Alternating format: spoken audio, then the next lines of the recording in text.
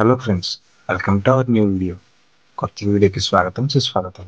ఈరోజు మనం ఎక్కడ ఉంటున్నామో ఈ పాటికి మీరు అందరికీ ఐడియా వచ్చి ఉంటుంది. ఎందుకంటే ఈ తూర్పుగోదావరి జిల్లాలోనే ఒక ఫేమస్ టెంపుల్, అదే ద్వారపుడి టెంపుల్.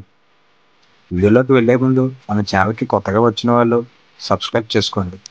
ఏమాత్రం లేట్ చేయకుండా వీడియో స్టార్ట్ చేద్దాం రండి. ద్వారపుడి అంటే అందరికీ గుర్తుకు వచ్చేది అందరికీ ఇష్టదైవమైన అయ్యప్ప స్వామి. ఎందుకంటే ఇక్కడ అయ్యప్ప స్వామి టెంపుల్ ఉంటుంది.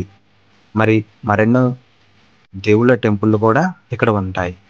మెయిన్లీ అయ్యప్ప స్వామి టెంపుల్ గురించి అందరూ ద్వారపుడి విజిట్ చేస్తారు. ఎందుకంటే ద్వారపుడిని మినీ ఆంధ్ర శబరిమల అని కూడా పిలుస్తారు. ఈ టెంపుల్ కాకినాడ నుంచి 18 కిలోమీటర్స్, అలానే రాజమండ్రి నుంచి 42 కిలోమీటర్స్ దూరంలో ఉంటుంది. ఇక్కడ అయ్యప్ప స్వామి కొలువై ఉంటారు. చాలా స్వాములు స్వామిమాల వేసిన తర్వాత శబరిమల వెళ్ళలేక ఇబ్బంది పడతారు. వాళ్ళందరూ కూడా మన దగ్గరలో ఉన్న ఈ ద్వారపుడి అయ్యప్ప స్వామి దేవాలయానికి వచ్చి దీక్షని విరమిస్తారు.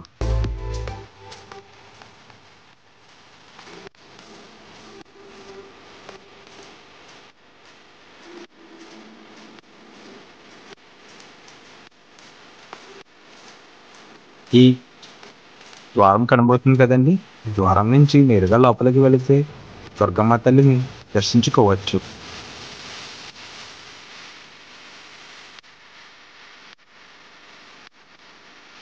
ఈ టెంపుల్ ఆర్కిటెక్చర్ ఎలా ఉందో చూడండి ఒకసారి.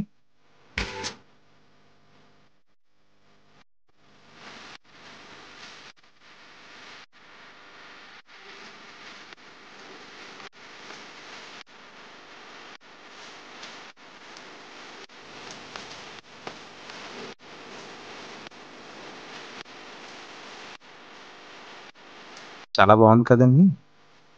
ఇక్కడ ఒక కళ్ళు చెదిరిపోయే స్టాచ్యూ ఒకటి ఉంటుందండి. అదే కృష్ణుడు అర్జునుడి యొక్క శిల్పం అండి. ఇది మహాభారతంలో కృష్ణుడు అర్జునుడికి రథసారథి అయిన సందర్భాన్ని చెప్పిందే ఈ శిల్పం. భగవద్గీతలోని ధర్మసూత్రాన్ని గుర్తు చేస్తుంది మనకి శిల్పం. ఫైనల్గా ఆదియోగి స్టాచ్యూని చూపిస్తున్నాను రండి.